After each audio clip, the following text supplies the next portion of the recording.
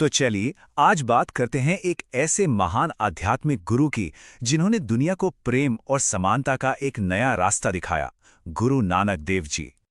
शुरुआत करते हैं गुरु नानक जी के इसी शक्तिशाली कथन से।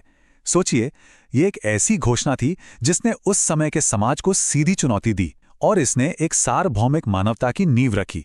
और बस यही वो विचार है जिसे आज हम और गहराई से समझने वाले हैं। तो भाई, इस असाधारण व्यक्ति की कहानी शुरू कहाँ से होती है? चलिए उनके बचपन और उन शुरुआती सालों पर एक नजर डालते हैं जिन्होंने उन्हें वो बनाया जो वो थे। तो देखिए, गुरु नानक देव जी का जन्म हुआ था 1469 में तलवंडी गांव में, जिसे आज हम सब प्यार से ननकाना साहिब के नाम से जानते हैं। उनके माता पिता थे मेहता कालूचंद और माता तृप्ता जी। और जानते हैं, कहते हैं कि बचपन से ही वो बहुत ही चिंतनशील थे, अक्सर गहरी सोच में डूबे रहते थे। मतलब एक साफ इशारा था कि उनका रास्ता अध्यात्म की ओर जाने वाला है। बाद में उनका विवाह माता सुलक्ष्मी जी से हुआ और उनके 2 बेटे हुए, श्रीचंद और लक्ष्मीदास। अब देखिए, शिक्षा को लेकर उनका नजरिया पारंपरिक सोच से एकदम अलग था। हाँ, उन्होंने संस्कृत, फारसी, अरबी जैसी भाषाएं सीखी, बिल्कुल सीखी, लेकिन उनके लिए असली पढ़ाई लिखाई किताबों से कहीं ज्यादा थी। उनके लिए असली ज्ञान था मानवता की सेवा करना। बस यही थी सच्ची शिक्षा। और बस यहीं से उनकी कहानी में एक बड़ा मोड़ आता है। गुरु नानक अब निकलते हैं सत्य की खोज में, अपने संदेश को पूरी दुनिया तक पहुंचाने के लिए एक महाकाव्यात्मक यात्रा पर। 4 गुरु नानक जी ने अपनी जिंदगी में 4 बड़ी आध्यात्मिक यात्राएं की। इन्हें उदासियां के नाम से जाना जाता है और ये उनके जीवन का एक बहुत ही जरूरी हिस्सा थीं, जहां उन्होंने अलग-अलग लोगों से मिलकर अपने विचार साझा किए। और देखिए, जब हम यात्रा कह रहे हैं तो इसका मतलब कोई छोटी मोटी यात्रा नहीं है।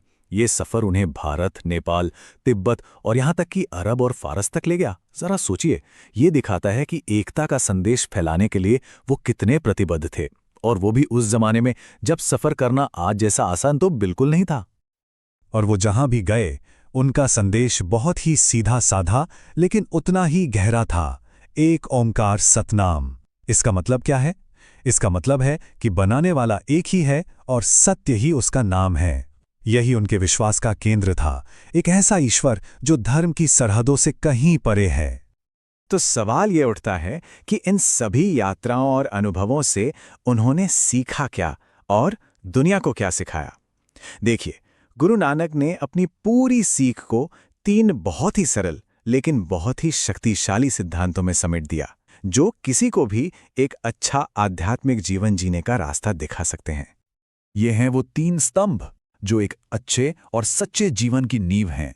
पहला, किरत करो, मतलब ईमानदारी से मेहनत करो। दूसरा, वंड छको, यानी जो भी तुम्हारे पास है उसे दूसरों के साथ बांटो। और तीसरा, नाम जपो, मतलब हर पल उस एक ईश्वर को याद करो। लेकिन गुरु नानक सिर्फ उपदेश देने वालों में से नहीं थे। वो जो कहते थे वो करके दिखाते थे। अब हम देखेंगे कि कैसे उन्होंने अपने इन सिद्धांतों को असल जिंदगी में उतारा और एक ऐसा समुदाय बनाया जो उस समय के हिसाब से सच में एक क्रांति थी। ये एक सवाल है जो सोचने पर मजबूर करता है कि सच्ची समानता असल में दिखती कैसी है। गुरु नानक का जवाब बहुत सीधा लेकिन बहुत गहरा था। लंगर। लंगर, ये अद्भुत परंपरा गुरु नानक ने करतारपुर में शुरू की थी। ये एक ऐसी सामुदायिक रसोई है जहां कोई भी आ सकता है। कोई धर्म नहीं, कोई जाति नहीं, कोई अमीर गरीब का भेद नहीं। सब लोग एक साथ एक ही लाइन में बैठकर खाना खाते हैं। ये निस्वार्थ सेवा और समानता का सबसे बड़ा उदाहरण है, जहां सच में हर कोई बराबर है। और अब आते हैं गुरु नानक के जीवन के अंतिम अध्याय पर, एक ऐसा हिस्सा जो उनकी विरासत की ताकत को दिखाता है और जो आज भी हमें प्रेरणा देता है।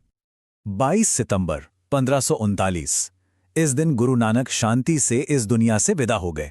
पर उनकी कहानी यहां खत्म नहीं हुई, बल्कि यहां से एक ऐसी असाधारण घटना की शुरुआत हुई जो उनके संदेश का प्रतीक बन गई।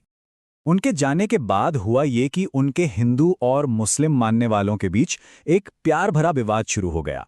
हिंदू अनुयायी चाहते थे कि अपनी परंपरा के हिसाब से उनका दाह संस्कार करें, वहीं मुस्लिम अनुयायी चाहते थे कि उन्हें दफनाया जाए। सब उन्हें अपने अपने तरीके से आखिरी विदाई देना चाहते थे।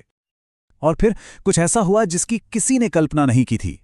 जब उनके शरीर पर से कपड़ा हटाया गया तो वहां शरीर था ही नहीं, उसकी जगह थे सिर्फ ताज़े फूल। ये एक बहुत बड़ा संकेत था कि उनका सार, उनकी सीख किसी भी धर्म के बंटवारे से बहुत बहुत ऊपर है।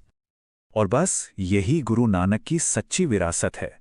उनकी सीख हर किसी के लिए है और आज भी उतनी ही सच्ची है जितनी सदियों पहले थी, कि ईश्वर एक है, कि दूसरों की मदद करना ही सबसे बड़ी भक्ति है, और ये कि सबसे बड़ा धर्म इंसानियत है। और हम अपनी बात को इसी एक शक्तिशाली विचार पर खत्म करते हैं। सच्ची पूजा सेवा है।